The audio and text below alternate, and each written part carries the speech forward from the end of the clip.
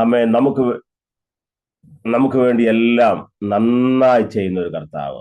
हमारे लिए हर समय एक भलाई को उत्पन्न करने वाला एक परमेश्वर, എല്ലാ കാര്യങ്ങളും നമുക്ക് നന്മയ്ക്കായി ചെയ്യുന്നു. और हर समय हमें जो भी चीजें करता है वो भलाई के लिए ही परमेश्वर करता है. യെസ്. പലപ്പോഴും ചിലപ്പോൾ നമുക്ക് തോന്നുന്ന ദൈവമേ എന്തുകൊണ്ട് ഇങ്ങനെയൊക്കെ സംഭവിച്ചു എന്നൊരു കാര്യം നമുക്ക് വ്യക്തമാണ്. അതിന്റെ ഉള്ളിൽ ഒരു വലിയ ദൈവിക പദ്ധതിയുണ്ട്. हम कई बार सोचते हैं कि प्रभु ये कार्य हमारे जीवन में क्यों होना था, लेकिन बाद में अगर हम उसको मनन करते हैं, हम सोचते हैं, तो हम समझते हैं कि इसके पीछे परमेश्वर की भलाई का कारण പല है. വിഷയങ്ങളും നാം ചിലപ്പോൾ ചിന്തിക്കുന്ന റൂട്ടിലൂടെ ആകണമെന്നില്ല കാര്യങ്ങളുടെ വർത്തമാന സമയത്തെ അതിന്റെ കാര്യങ്ങൾ പലപ്പോഴും നമ്മുടെ റൂട്ട് മാപ്പിലൂടെ അല്ലായിരിക്കാം. हो सकता है जो परिस्थिति में आज हम फंसे हुए हैं या जिस परिस्थिति में अभी इस समय है, उस प्रकार हमने इसे सोचा नहीं था, हमने ऐसी तैयारी नहीं की थी. എന്നാൽ നമുക്കറിയാം ദൈവത്തിന്റെ പദ്ധതി പൂർണ്ണമായി നിറവേറും. लेकिन प्रिय, हम सब जानते हैं परमेश्वर की जो योजना है वो पूरा होगा. ദൈവം നമ്മളെ സഹായിക്കട്ടെ. परमेश्वर हमें सहायता करे. അല്പം ചില നെറ്റ്വർക്ക് ഇഷ്യൂ ഉണ്ടെന്ന് എനിക്ക് തോന്നുന്നു. കാരണം ഇന്ന് രാത്രി ഇവിടെ നല്ല മഴയായിരുന്നു. ഞങ്ങൾക്ക് വൈഫൈ ചെറിയ പ്രയാസമുണ്ട്. എന്റെ ശബ്ദം കേൾക്കാമല്ലോ അല്ലേ? क्लियर ठीक है है. यहाँ पे बीते दिनों में अच्छा. क्लियर है. कल रात को यहाँ बहुत तेज आंधी और तूफान हुआ था, इसलिए वाईफाई हो सकता है बीच में कमजोर हो जाए. ദൈവം നമ്മളെ സഹായിക്കട്ടെ. परमेश्वर हमें सहायता करे. ഒരു വാക്യം നമുക്ക് വളരെ സുപരിചിതമായ വാക്യമുണ്ട്. സന്തോഷത്തോടെ കഴിഞ്ഞ ദിവസങ്ങളിൽ ഞാൻ പഠിച്ചപ്പോൾ എൻ്റെ ഉള്ളിൽ ദൈവം വലിയൊരു എനിക്ക് ഒരു എനർജിയും ബലം നൽകിയ വാക്യമാണ്. എബ്രായ ലേഖനം അതിന്റെ 9:28 വാക്യം. मैं इन दिनों में जब वचन को पढ़ रहा था तो एक वचन पढ़ते समय मेरे अंदर में बहुत ही उत्साह आया और बहुत ही सामर्थ आई. वो वचन ये है इब्रानी उसका 9वां अध्याय उसकी 28वीं वचन को हम पढ़ने जा रहे हैं. 9:28 വാക്യം എബ്രായ ലേഖനം. ഒന്ന് എല്ലാവർക്കും ആ വാക്യത്തേക്ക് കടന്നു വരാം. सभी लोग अपने अपने बाइबल को खोल सकते हैं. इब्रानी उसका 9वां अध्याय उसकी 28वीं वचन हम पढ़ रहे हैं. വാക്യം ഇങ്ങനെയാണ്: ക്രിസ്തുവും അങ്ങനെ തന്നെ അനേകരുടെ പാപങ്ങളെ ചുമപ്പാൻ ഒരിക്കൽ അർപ്പിക്കപ്പെട്ടു. തനിക്കായി കാത്തു നിൽക്കുന്നവരുടെ രക്ഷയ്ക്കായി അവൻ പാപം കൂടാതെ രണ്ടാമത് പ്രത്യക്ഷനാകും.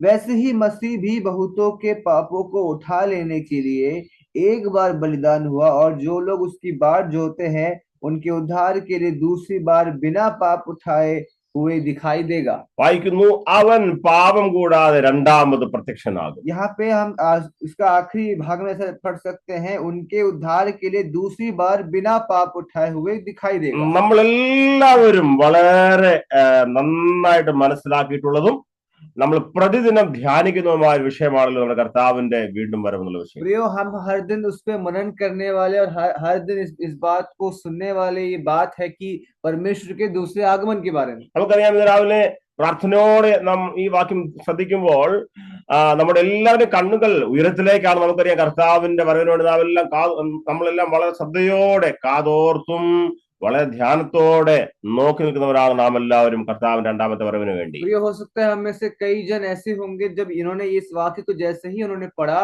उनके अंदर की आशा जग गई, उनके अंदर का आनंद जग गया, और वो आंखों को उठाकर स्वर्ग की तरफ देख रहे हैं कि हे प्रभु आपका आगमन कब होगा. അനേക വിശുദ്ധന്മാരെ കഴിഞ്ഞ നാളുകളിൽ അവരുടെ ജീവിതത്തിലെ കഷ്ടങ്ങളുടെ മധ്യേ ആമേൻ കഷ്ടങ്ങളെ മറന്ന് ഉയരത്തിലേക്ക് നോക്കുവാൻ വേണ്ടി പ്രേരിപ്പിച്ച ഒരു വാക്യമാണ് 9-ാം അധ്യായം 28 വാക്യം എബ്രായ ലേഖനം.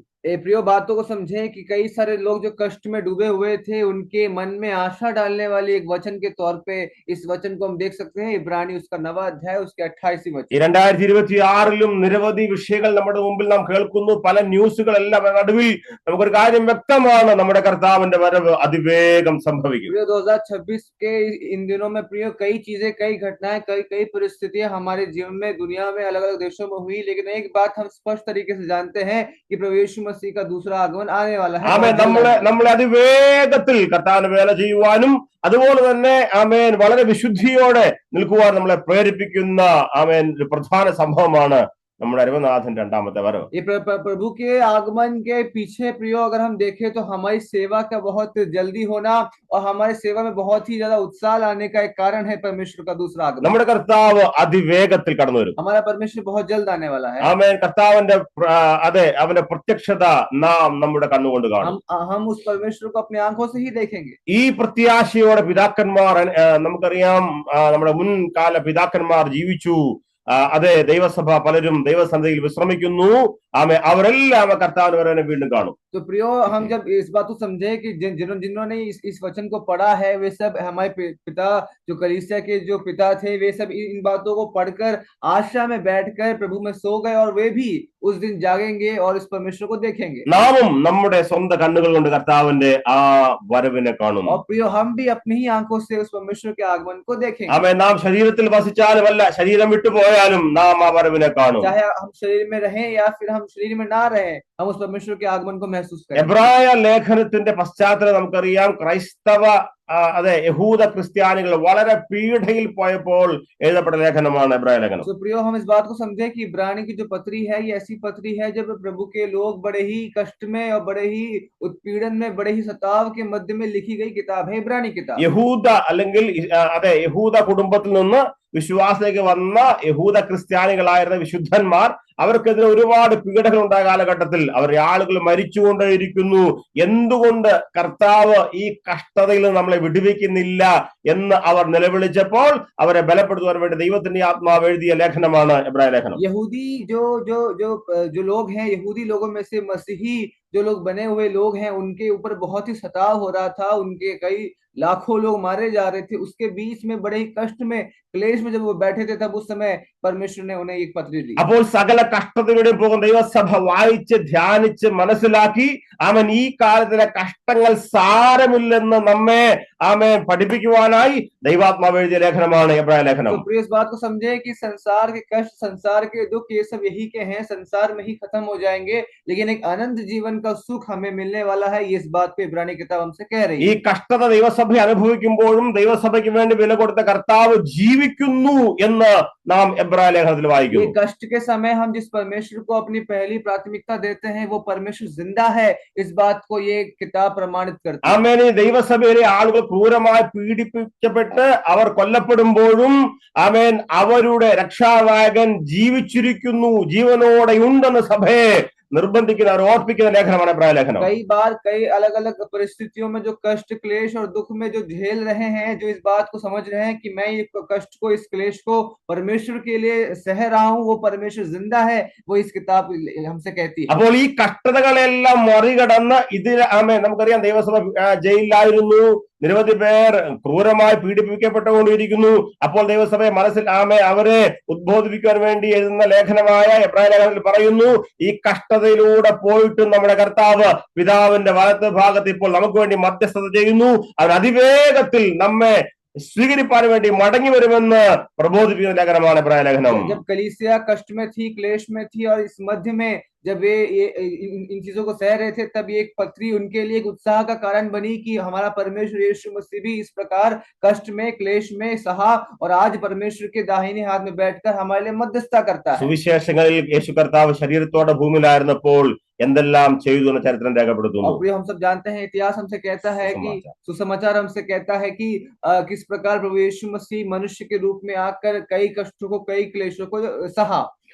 നമുക്കറിയാം ബുക്ക് ഓഫ് ആക്ട്സ് ദൈവസഭയുടെ ആദ്യ നാളുകളുടെ ചരിത്രം രേഖപ്പെടുത്തുന്നു. हम सब समझते हैं कि प्रेरितों का काम जो है, वो जो प्रभु यीशु मसीह के जो सुसमाचार बांटने के शुरुआती दिनों के बारे में प्रेरितों का काम लिखता है। ലേഖനങ്ങൾ എന്ന് പറയുന്നത് ദൈവസഭയുടെ ജീവിത വിശുദ്ധിക്ക് വേണ്ടി എഴുതപ്പെട്ട പല ഡോക്ട്രിനുകൾ അല്ലെങ്കിൽ പല സിദ്ധാന്തങ്ങൾ ഉൾക്കൊള്ളുന്ന ഭാഗമാണ് ലേഖനങ്ങൾ. जो हम सब जानते हैं, पत्रियां हैं, अलग अलग किताबें हैं, सब किताबों में अलग अलग सिद्धांत लिखे हैं कि मसीह जीवन को किस प्रकार शुद्धता से और परिपूर्णता से निभाना है। അവസാനത്തെ പുസ്തകമായ വെളിപ്പാട് പുസ്തകം യേശു കർത്താവിന്റെ രണ്ടാമത്തെ വരവും കർത്താവിന് കൂടെ ചേർന്ന് സഭ വസിക്കുന്ന ചരിത്രമാണ് രേഖപ്പെടുത്തിയിരിക്കുന്നത് വെളിപ്പാട് പുസ്തകത്തിൽ. और आखिरी किताब प्रकाशित वाक्य में हम सब जानते हैं परमेश्वर के आगमन के बारे में, और कलीसिया और परमेश्वर के बीच में जो महिमा रूपी संबंध है, उसके बारे में प्रकाशित वाक्य में लिखा हुआ है। ഞാൻ പറഞ്ഞു, സുവിശേഷങ്ങളിൽ കർത്താവ് ഈ ഭൂമിയിലായിരുന്ന 33.5 വർഷത്തെ ചരിത്രം രേഖപ്പെടുത്തുന്നു. हम सब समझते हैं कि सुसमाचार में प्रभु यीशु मसीह के 33.5 वर्ष के मानुषिक जीवन के बारे में लिखा है। എന്നാൽ എബ്രായ ലേഖനത്തിലെ പ്രധാന വിഷയം ഇതാണ്: നമ്മുടെ കർത്താവ് ഈ കഷ്ടതകളെ സഹിച്ചതിന് ശേഷം ഇപ്പോൾ സ്വർഗത്തിൽ എന്ത് ചെയ്യുന്നു എന്ന് लेकिन രേഖപ്പെടുത്തിയിരിക്കുന്നു. इब्रानी में हम समझे कि प्रभु यीशु मसीह 33 वर्ष के कष्ट को झेलने के बाद स्वर्ग में इस समय क्या कर रहा है, वो इब्रानी किताब हमसे कह रही है। അപ്പോൾ കഷ്ടത അനുഭവിക്കുന്ന ദൈവജനത്തിന് ഈ സന്തോഷം, നമുക്കറിയാം ഈ സന്ദേശം വലിയ സന്തോഷം ഉളവാക്കുന്നതാണ്. हम सब समझ सकते हैं कि ये कष्ट क्लेश के समय जब हम ऐसे वाक्य को पढ़ते हैं तो हमारे अंदर में एक आनंद आ जाता है। കാരണം എന്ന് പറഞ്ഞാൽ ഈ കഷ്ടതയെ സഹിച്ച കർത്താവ് നമുക്ക് വേണ്ടി സ്വർഗ്ഗത്തിൽ ജീവിക്കുന്നു. हम ये बात समझते हैं कि इन तरह के कष्ट को सहकर प्रभु यीशु मसीह आज दाहिने हाथ में बैठकर हमारे लिए मध्यस्थता करता അവൻ है അതിവേഗത്തിൽ അവൻ വീണ്ടും മടങ്ങി और വരും. वो प्रभु यीशु मसीह बहुत जल्द आने वाला है। അപ്പോൾ കർത്താവിന് വേണ്ടി കഷ്ടം സഹിക്കുന്നത് അവൻ നമ്മുടെ ജീവിതത്തിന്റെ അവസാനമല്ല എന്ന് ദൈവസഭയെ ഓർപ്പിക്കാൻ എഴുതപ്പെട്ട ലേഖനമാണ് എബ്രായ ലേഖനം. तो प्रियो हम इस बात को समझें कि कलीसिया के जो मसीही लोग हैं उनके जीवन का अंत इस एक कष्ट और क्लेश के द्वारा नहीं, बल्कि इसके आगे भी एक जीवन है। इस बात को एक उत्साह के तौर पे लिखने के लिए प्रभु ने पौलुस को इब्रानी के पत्र के द्वारा मदद किया। അനേക വിശുദ്ധന്മാരെ കൊന്നൊടുക്കിയ കാലഘട്ടത്തിൽ എഴുതപ്പെട്ട ലേഖനമാണ് എബ്രായ ലേഖനം. तो इस बात को समझे कि ये जब पत्र लिखी जा रही थी तब हजारों और कई लोगों को सताव से सहना पड़ा था। തങ്ങളുടെ പ്രിയപ്പെട്ടവർ ഈ ഭൂമിയിൽ നിന്ന് ദൈവനാമത്തിന് വേണ്ടി കഷ്ടം സഹിച്ച് രക്തസാക്ഷിയായി മാറിയതിനു ശേഷം അവരുടെ സഹോദരങ്ങൾ വായിച്ചിരുന്ന ലേഖനമാണ് എബ്രായ ലേഖനം. हम समझे कि जिनके अपने इन सताव में मारे गए थे, इन सताव में वो जो पीड़ित हुए थे, उन्हीं के अपनों ने जो मारे गए थे, शहीद हुए थे, उन्हीं के अपनों ने इन पत्रियों को पढ़कर वे आनंदित होते थे। സുവിശേഷ നിമിത്തം സ്വന്തം നാടും വീടുമെല്ലാം ഉപേക്ഷിച്ച് കാടുകളിൽ കഴിയേണ്ടി വന്നിരുന്ന വിശുദ്ധന്മാർ ആ പ്രതികൂല സമയത്ത് വായിച്ച് തങ്ങളുടെ കർത്താവിനെ ആത്മാവിൽ കണ്ട ലേഖനമാണ് എബ്രായ ലേഖനം. इस बात को समझे, अपने घर बार अपने गांव को छोड़कर जंगलों में गुफाओं में जो मसीही लोग जीवन व्यतीत कर रहे थे, वे इन पत्रियों को पढ़कर आनंदित होकर एक दूसरे में मगन थे। റോമ സാമ്രാജ്യത്തിന് അതിക്രൂരമായ പീഡനത്തിന് ഇരയായി ഭയത്തോടെ കഴിഞ്ഞ ദൈവസഭ വായിച്ച ആത്മാവിൽ നിറഞ്ഞ ലേഖനമാണ് എബ്രായ ലേഖനം. हम समझे रोमी राज्य के जो क्रूरता के समय में भी जो मसीही जन इन पत्रियों को पढ़कर आनंद के साथ उस परमेश्वर के आगमन की बात जोड़ते थे। ഈ ലേഖനം ഇങ്ങനെ എഴുതി വരുമ്പോൾ 9-ാം അധ്യായത്തിലേക്ക് വന്നപ്പോൾ ദൈവത്തിന്റെ ഈ ആത്മാവ് ലേഖന കർത്താവിനെ അതിശക്തമായി ഇപ്രകാരം എഴുതുവാൻ വേണ്ടി നിർബന്ധിക്കുന്നു.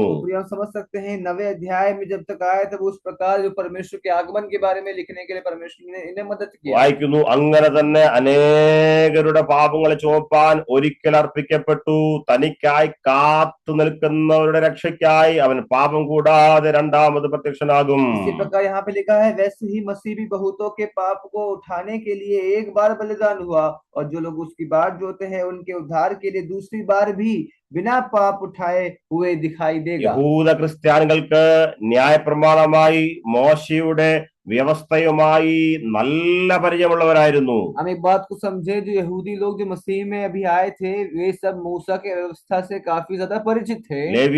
ലേവ്യ പുസ്തകം അതുപോലെ നമുക്കറിയാം ന്യായപ്രമാണ ഭാഗങ്ങൾ പുരോഹിതന്മാർ അവരുടെ ബലികൾ ഇവർക്ക് ഈ വിഷയങ്ങളെ നന്നായി അനുസരിക്കുകയും നന്നായി അറിയുകയും ചെയ്യുന്നവരായിരുന്നല്ലോ യഹൂദ ക്രിസ്ത്യാനികൾ. हम समझे कि यहूदी जो मसीह लोग थे, वे सब इन बलिदान के बारे में, उनके व्यवस्था में, उनके किताबों में इस प्रकार लिखा है, सब परिचित हैं। അതുകൊണ്ടാണ് ഈ പുസ്തകത്തിൽ യേശു മോശയേക്കാൾ വലിയവൻ. इसलिए हम इस बात को समझे कि इस किताब के लिए मूसा जो यीशु मसीह जो है, मूसा से बढ़कर है। ആമേൻ. ശ്രദ്ധിക്കുക, ഇപ്രകാരം രേഖപ്പെടുത്തിയിരിക്കുന്നു, യേശു ദൂതന്മാരെക്കാൾ വലിയവൻ. और इस प्रकार यहाँ पे इस प्रकार भी लिखा है, प्रभु यीशु मसीह दूतों से भी बढ़कर है। യേശു കർത്താവ് അവരുടെ ദേവാലയത്തെക്കാൾ വലിയവൻ. जो यहूदी लोगों के जो देवालय हैं, उनके जो मंदिर है, उनसे बढ़कर प्रभु यीशु मसीह है। വായിക്കുന്നു, അവരുടെ മഹാപുരോഹിതന്മാരിലും വലിയവനായവൻ. और जो उनके महायाजक है, उनके याजक है, उनसे भी बढ़कर प्रभु यीशु मसीह है। യേശു ശ്രേഷ്ഠ മഹാപുരോഹിതനാണെന്ന് ഈ ലേഖനം പഠിപ്പിക്കുന്നു. और इस किताब हमसे ये बताती है कि प्रभु यीशु मसीह सबसे बड़ा महायाजक है। ഈ നാം വായിച്ച വാക്യത്തെ പശ്ചാത്തലം നമുക്കറിയാം. യേശു കർത്താവ് മഹാപുരോഹിതനായി അതിവിശുദ്ധ സ്ഥലത്തേക്ക് പ്രവേശിച്ചതിനെ കുറിച്ച് രേഖപ്പെടുത്തിയ പുസ്തക ഭാഗമാണ് 9-ാം അധ്യായം 28-ാമത്തെ വാക്യം. हम समझे कि ये 9वां अध्याय उसके 28 आयत से पहले जो हम इसके पढ़ सकते हैं, वहां पे इस प्रकार लिखा है, प्रभु यीशु मसीह अति पवित्र स्थान में जाकर किस प्रकार वो बीच की दूरियां को हटा देता है। നമുക്കറിയാം, ആമേ, മഹാപുരോഹിതൻ ആണ്ടിലൊരിക്കൽ അത് ഒരുക്കപ്പെട്ട ആടിന്റെ രക്തവുമായി അതിവിശുദ്ധ സ്ഥലത്തേക്ക് പ്രവേശിച്ചിരുന്നു. हम सब जानते हैं कि वर्ष में एक बार महायाजक उस भेड़ के उस लहू को लेकर साल में एक बार उस अति पवित्र स्थान में जाता था। മുഴുജനത്തിന്റെയും പാപത്തിന് പരിഹാരത്തിന് വേണ്ടി അവിടെ രക്തം തളിച്ചതിന് ശേഷം അദ്ദേഹം മടങ്ങി വരുമായിരുന്നു. हम सब जानते हैं सभी समाज के सभी लोगों के पाप के बोझ को हल्का करने के लिए, ढांपने के लिए वहां पे वो खून को लेकर जाते थे वर्ष में एक बार। ആമേൻ. ആ സമയത്ത് ജനം പുറത്ത് ആകാംക്ഷയോടെ കാത്തുനിന്നിരുന്നു. उस समय में जब ये कार्य होता था तो बाहर आंगन में जो समाज के लोग थे वे बड़े ही आशा के साथ खड़े रहते थे। ഞങ്ങളുടെ പാപത്തിന്റെ പരിഹാരത്തിന് വേണ്ടി മഹായാജകൻ മഹാപുരോഹിതൻ ഞങ്ങൾക്ക് വേണ്ടി അതിവിശുദ്ധ സ്ഥലത്ത് അതെ ഇപ്പോൾ ആ രക്തം തളിച്ച് ഞങ്ങളുടെ പാപത്തെ പരിഹരിപ്പാൻ വേണ്ടി തന്റെ ശുശ്രൂഷ കർമ്മം ചെയ്തുകൊണ്ടിരിക്കുകയാണെന്നോർ ദൈവത്തെ മഹത്വപ്പെടുന്ന അനുഭവമായിരുന്നു ആംഗണിൽ എന്ന് പറഞ്ഞാൽ ജനത്തിന് മധ്യ നടന്നുകൊണ്ടിരുന്നത്. बड़े ही आदर के साथ वे आंगन में खड़े होकर समाज के लोग ये कहते थे कि हमारा महायाजक हमारे लिए हमारे पापों को ढांपने के लिए वे अति पवित्र स्थान तक गया, इस बात को कहकर वे परमेश्वर का धन्यवाद करते थे। അതിനുശേഷം മഹാപുരോഹിതൻ പൂർണ്ണ എന്ന് പറഞ്ഞാൽ താൻ ജീവനോടെ മടങ്ങി വരുവാൻ വേണ്ടി കാത്തിരുന്ന ഒരു വലിയ കൂട്ടം ആളുകൾ പ്രാകാരത്തിൽ തനിക്ക് വേണ്ടി കാത്തുനിന്നിരുന്നു. हम सब इन बात को समझे कि महापवित्र स्थान से जब लौटते समय जो महायाजक जिंदा वापस जब लौटते समय कई लोग उस महायाजक का इंतजार करते थे। ആമേ. ആ വാക്യത്തോട് ചേർന്നുള്ള ബന്ധത്തിൽ ഇവിടെ വിശുദ്ധന്മാരെ ഉണർത്തുവാൻ വേണ്ടി ലേഖനകർത്താവിലൂടെ പരിശുദ്ധാത്മാവ് പറയുന്നു, നമുക്കൊരു നല്ല മഹായാജകൻ മഹാപുരോഹിതൻ ആമേ തന്റെ സ്വന്തം രക്തവുമായി അതിവിശുദ്ധ സ്ഥലത്തേക്ക് പ്രവേശിച്ചിരിക്കുന്നു. हम इस बात को समझे कि इसी प्रकार परमेश्वर हमें इस पत्र की तरफ यीशु मसीह में उदाहरण दे रहा है कि इस प्रकार यीशु मसीह जो महायाजक है, सबसे बड़ा महायाजक है, हमारे लिए हमारे पापों के लिए अपने लहू को अति पवित्र स्थान में ले जाकर बलिदान किया। ആമേൻ. എപ്രകാരം പ്രാകാരത്തിൽ ഇസ്രായേൽ മക്കൾ ആരാധനയ്ക്ക് എന്ന് പറഞ്ഞാൽ അവർ ദൈവത്തെ മഹത്വപ്പെടുത്തിക്കൊണ്ട് ഞങ്ങളുടെ മഹാപുരോഹിതൻ ആമേൻ കടന്നു വരുന്നു, ആ മഹാപുരോഹിതന്റെ വരവിന് വേണ്ടി എങ്ങനെ കാതോർത്തിരുന്നു, എങ്ങനെ അവർ ആകാംക്ഷയോടിരുന്നു, അതേപോലെ ഇവിടെ പറയുകയാണ് ആമേൻ കാത്തിരിക്കുന്നവരുടെ സമ്പൂർണ്ണ രക്ഷയ്ക്ക് വേണ്ടി അവൻ വീണ്ടും പാപം കൂടാതെ പ്രത്യക്ഷനാകുമെന്ന് ഇവിടെ ഇബ്രായ ലേഖനകർത്താവ് ദൈവസഭയെ പ്രബോധിപ്പിക്കുന്നു. जिस प्रकार समाज में जो लोग आंगन में बैठे रहते थे वे महायाजक का इंतजार करते थे, उसी प्रकार यहाँ भी लिखा है जो उनकी बाट जोते हैं उनके उद्धार के लिए दूसरी बार बिना पाप उठाए हुए दिखाई देगा, ऐसा लिखा है। ആമേൻ. വായിക്കുന്നു, ആമേൻ അവൻ വീണ്ടും മടങ്ങി വരും. तो हम इस बात को समझे कि प्रभु यीशु मसीह दोबारा आने वाला है। ഇസ്രായേൽ മക്കൾ മഹാപുരോഹിതന്റെ വരവിന് വേണ്ടി എപ്രകാരം പ്രാകാരത്തിൽ കാത്തുന്നു അതേപോലെ ദൈവസഭ കാത്തിരിക്കണമെന്ന് ഇബ്രായ ലേഖനകർത്താവ് പറയുകയാണ്. इस प्रकार आंगन में बैठे समाज के लोग महायाजक का इंतजार करते थे, उसी प्रकार मसीहों को भी प्रभु यीशु मसीह के आगमन की बाट जोना है। ആമേൻ. ആമേൻ. അകത്തേക്ക് പോയപ്പോൾ മഹാപുരോഹിതന്റെ കയ്യിൽ അതെ ആ രക്തവുമായി കടന്നുപോയി.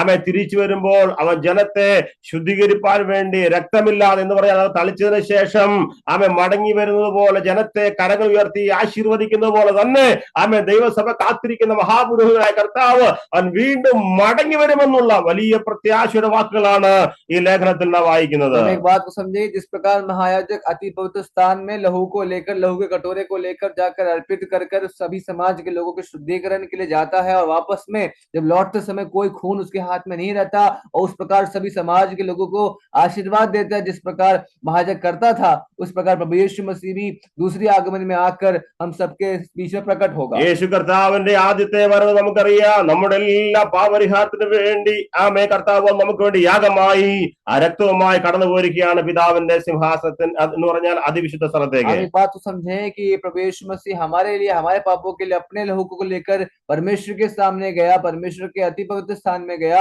और हमारे लिए बलिदान हुआ। ആമേൻ. ഇവിടെ ലേഖനകർത്താവ് പറയുന്നു നമുക്കൊരു വലിയ പ്രത്യാശയുണ്ട്, നമ്മുടെ മഹാപുരോഹിതൻ വീണ്ടും മടങ്ങി വരും. हमारे लिए एक आशा की बात है कि हमारा महायाजक दूसरी बार आ रहा है। അതുകൊണ്ട് പറയുന്നു എബ്രായ സഭയെ ആമേ കഷ്ടങ്ങളുണ്ട്, ഒരുപാട് പ്രശ്നങ്ങളുണ്ട് നിങ്ങളുടെ മധ്യേ, ഒരുപാട് പേർ ജയിലിലാണ്, ഒരുപാട് പേർ മരണപ്പെട്ടു. എന്നാൽ ഒരു കാര്യം സത്യമാണ്, നമുക്ക് വേണ്ടി കടന്നുപോയ മഹാപുരോഹിതൻ അവൻ വീണ്ടും പ്രത്യക്ഷനാകും.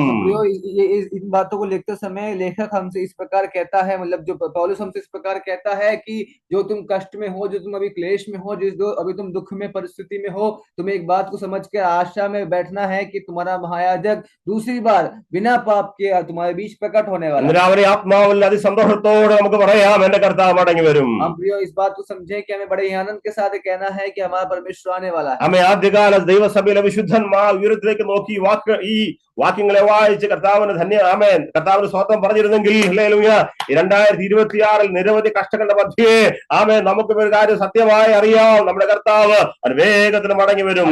पहली शताब्दी कलीसिया इन वचनों को पढ़कर आशा में बैठकर परमेश्वर की बात जोती थी, तो प्रियो आज भी इनसे भी जो कष्ट है, जो क्लेश है, हम जो सह रहे हैं, इसके मध्य में भी हमें इन बात को समझना है, हमें ये कहना है हमारा परमेश्वर आने वाला है। നമ്മുടെ എല്ലാ പാപത്തിന്റെ പരിഹാരത്തിന് വേണ്ടി യാഗമായി തീർന്ന കർത്താവ് ഇപ്പോൾ പിതാവിന്റെ വലത് ഭാഗം നമുക്ക് വേണ്ടി മധ്യസ്ഥ അണയ്ക്കുന്നു. हमारे पापों के लिए बलिदान किया हुआ परमेश्वर प्रभु यीशु मसीह आज इस समय परमेश्वर के दाहिनी ओर बैठकर हमारे लिए मध्यस्थता करता है। അവൻ വേഗത്തിൽ നമ്മുടെ പൂർണ്ണ രക്ഷയ്ക്ക് വേണ്ടി, എന്ന് പറഞ്ഞാൽ നമ്മളെ ഈ മർത്യ ശരീരത്തിൽ നിന്ന് ഭൂമിയുടെ സകല ബന്ധനത്തിൽ നിന്നും പൂർണ്ണമായി നമ്മളെ എന്ത് ചെയ്തു? അതെ, നമുക്ക് സ്വാതന്ത്ര്യം നൽകി നമ്മെ ഉയരത്തിലേക്ക് കൊണ്ടുവരാൻ വേണ്ടി, നമ്മുടെ രക്ഷയുടെ പൂർത്തീകരണത്തിന് വേണ്ടി നമ്മുടെ രക്ഷാ നായകൻ അതിവേഗത്തിൽ പ്രത്യക്ഷനാകും. हमारे उद्धार की परिपूर्णता के लिए प्रभु यीशु मसीह दूसरी बार आगमन कर हमें इस मरणहार शरीर से निकाल कर उस अनंत जीवन में, महिमा रूपी जीवन में प्रवेश कराने के लिए प्रभु यीशु मसीह बहुत जल्द आ रहा है। ആദ്യ നൂറ്റാണ്ടിലെ ദൈവസഭയെ കഷ്ടതയിൽ നിന്ന് അവർക്ക് അതേ ആശ്വാസം നൽകുവാൻ, അവരെ കഷ്ടതയുടെ പോകുമ്പോൾ അവരുടെ പ്രത്യാശ വർദ്ധിക്കുവാൻ വേണ്ടി ദൈവാത്മാവ് നൽകിയ ഏറ്റവും വലിയ സന്ദേശം നമ്മുടെ കർത്താവിന്റെ വീണ്ടും വരവാണെങ്കിൽ ഈ കഷ്ടതയുടെ മധ്യ പോകുന്ന ദൈവസഭയെ, ദൈവദാസന്മാരെ, നമ്മുടെയും നമ്മളെ കഷ്ടതയിൽ നിന്ന് ഉണർത്തുവാൻ, അല്ലെങ്കിൽ ഈ കഷ്ടതയിൽ നമ്മൾ നിരാശപ്പെട്ടു പോകാതെ ഉണർവോടെ മടങ്ങി വരുവാൻ വേണ്ടി ഇന്നും നമ്മോടുള്ള സന്ദേശം, ദൈവത്തിന്റെ സന്ദേശം ഇത് തന്നെയാണ്. നമ്മുടെ കണ്ണുകൾ ഉയരത്തിലേക്ക് ആയിരിക്കട്ടെ. शताब्दी कलीसिया अगर उनके दुख और कष्ट और क्लेश के समय में अगर प्रभु यीशु मसीह इन वचनों के द्वारा, इन पत्रों के समान पत्रों के जैसे आशा रूपी बातों को अगर कहकर उनके ढांढस को बढ़ाता है, तो आज प्रियो हम अपने दुख में, हम अपने कष्ट में, हम अपने क्लेश में अपने मनों को भारी ना करें। परमेश्वर के दूसरे आगमन, उस प्रभु यीशु मसीह के दूसरे आगमन की बात जो कर आनंद के साथ, आशा के साथ आंखों को उठाकर स्वर्ग की तरफ देखें। നമ്മുടെ കണ്ണുകൾ ഉയരത്തിലേക്കാണെങ്കിൽ ഞാൻ വീണ്ടും ആവർത്തിച്ച് പറയുന്നു, ഹല്ലേലൂയ, നമ്മെ ഉണർത്തുവാൻ, നമ്മുടെ കഷ്ടതയിൽ നമ്മളെ ബലപ്പെടുത്തുവാൻ, നമുക്ക് അധികം പ്രത്യാശ നൽകുവാൻ, ദൈവത്തിന്റെ വേല സ്ഥിരമായി ചെയ്യുവാൻ, വിശ്വാസത്തിൽ ഉറച്ചു നിൽക്കുവാൻ, ഈ കഷ്ടതയിൽ പതറിപ്പോകാതെ മുമ്പോട്ട് അതിവേഗം ഓടുവാൻ നമ്മെ ബലപ്പെടുത്തേണ്ടതിന് വേണ്ടി ഇന്നും കർത്താവിന്റെ സന്ദേശം നമ്മോട് ഇത് തന്നെയാണ്. നമ്മുടെ രാജാവ്, നമ്മുടെ കർത്താവ്, നമ്മുടെ മഹാപുരോഹിതൻ അതിവേഗത്തിൽ വീണ്ടും പ്രത്യക്ഷനാകും. आज आप कष्ट में है, दुख में है, क्लेश में है और अपनी आंखों को उठाकर स्वर्ग की तरफ देखते हैं, तो प्रियो स्वर्ग से एक ही बात आ रही है, स्वर्ग से एक ही बात आपसे कहनी है कि आशा में बैठे। ये आशा रूपी संदेश हमसे ये कहता है, ये कष्ट और क्लेश को हटाकर हमें महिमा रूपी धारण में लाने के लिए प्रभु यीशु मसीह बहुत जल्द आ रहा है। നമ്മുടെ മഹാപുരോഹിതൻ അതിവേഗം പ്രത്യക്ഷനാകും. हमारा महायाजक बहुत जल्द आ रहा है। ആമേൻ. ശുശ്രൂഷ നിവർത്തിച്ചതിന് ശേഷം നമ്മെ അനുഗ്രഹിച്ച്, എങ്ങനെ ഇസ്രായേൽ മക്കളെ മഹാപുരോഹിതൻ കരമുയർത്തി അനുഗ്രഹിച്ചതുപോലെ, ഹല്ലേലൂയ,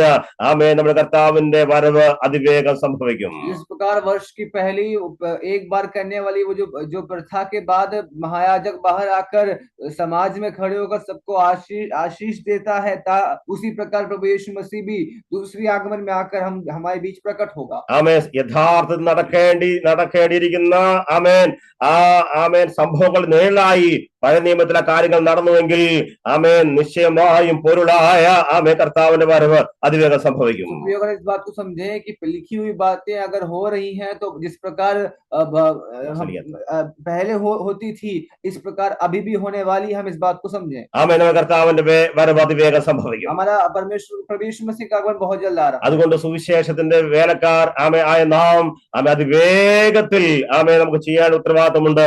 ഈ സുവിശേഷം നമ്മൾ പൂർണ്ണമായി നമ്മൾ प्रसंगिचिरिक्कुम। हम जो प्रभु के दास हैं, जो प्रभु की सेवा में हैं, हमारा ये काम है कि अभी जो समय बहुत कम है, सुसमाचार की बांटने का समय हमें बढ़ाना है। വിരോധമായി നിയമങ്ങൾ എഴുതുന്നവരും പാസ്സാക്കുന്നവരും എഴുതട്ടെ, അവരുടെ കാര്യങ്ങൾ ചെയ്യട്ടെ. जो कानून बनाकर, हमारे विरुद्ध में कानून बनाकर जो उसका घोषणा करते हैं, उन्हें घोषणा करने दें।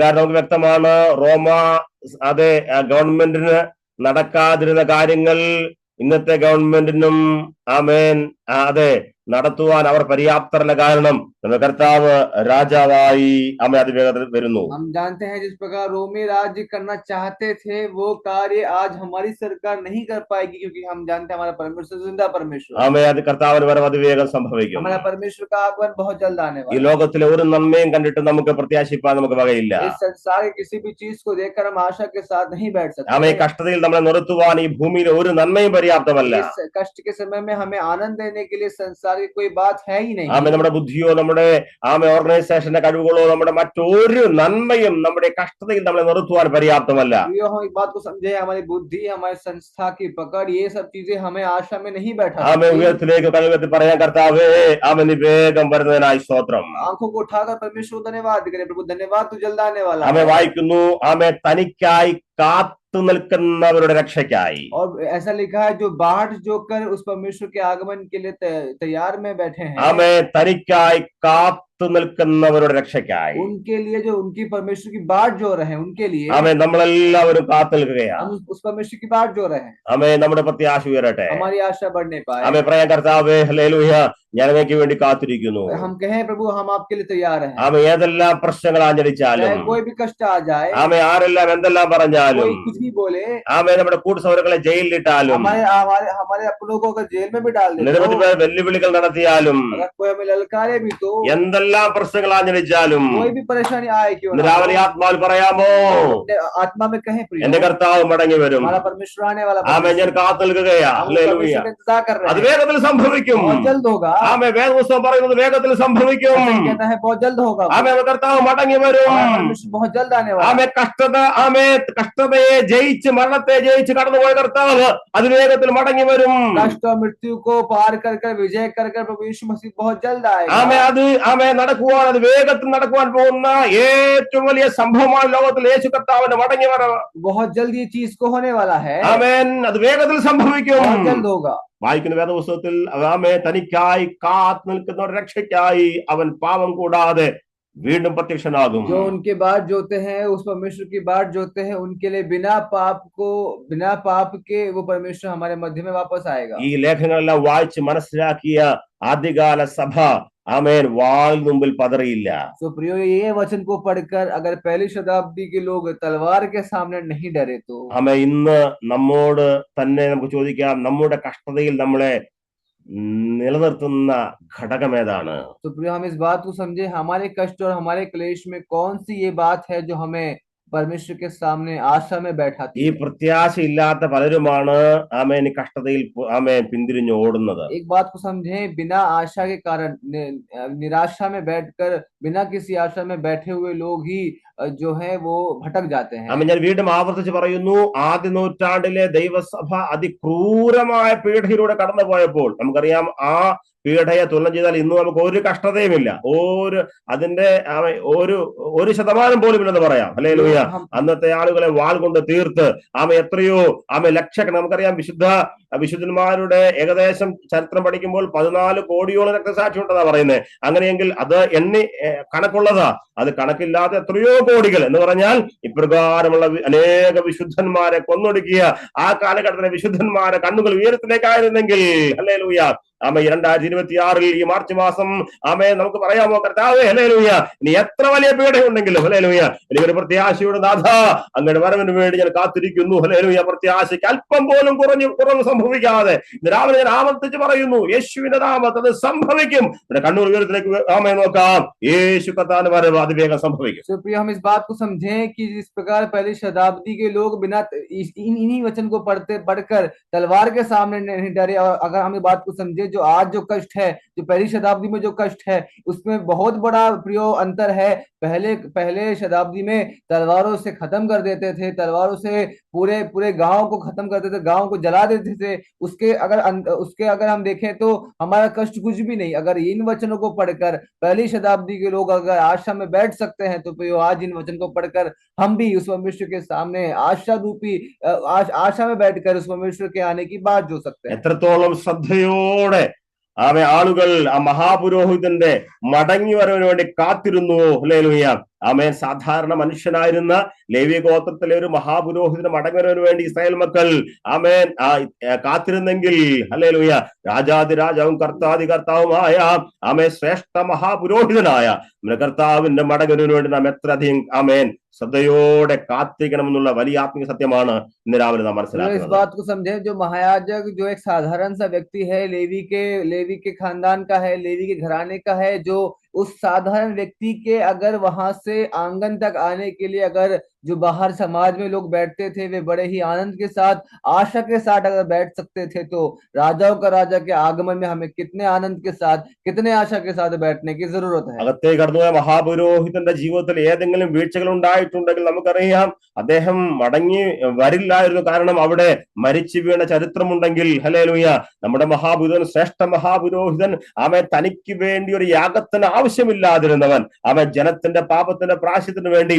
തന്റെ രക്തവുമായി താൻ അകത്തേക്ക് കടന്നു പോയിരിക്കുകയാണ്. अगर महायाजक के जीवन में कोई भी अगर गलत बात है तो उधर ही वो मर जाएगा, ऐसा इतिहास वहां पे हमें बताता है। तो अगर प्रियो हमारा परमेश्वर जो हमारे लिए बिना पाप के हमारे सभी पापों को उठाकर अगर उस अति पवित्र स्थान में जाकर हमारे लिए वापस आने वाला परमेश्वर है।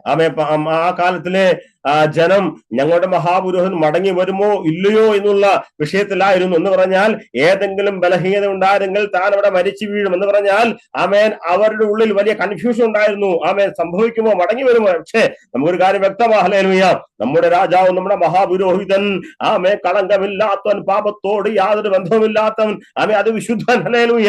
ആമേൻ അവൻ കടന്നുപോയി, അവൻ നിശ്ചയമായും മടങ്ങി വരും. ആമേൻ മടങ്ങി വരുമോ ഇല്ലയോ എന്നുള്ളതിന് യാതൊരു ആമേൻ ചോദ്യത്തിന് അവസരമില്ലാതെ വണ്ണം പൂർണ്ണമായി ആമേ വേദപുസ്തകം പറയുന്നു അവൻ മടങ്ങി വരും. ഹല്ലേലൂയ.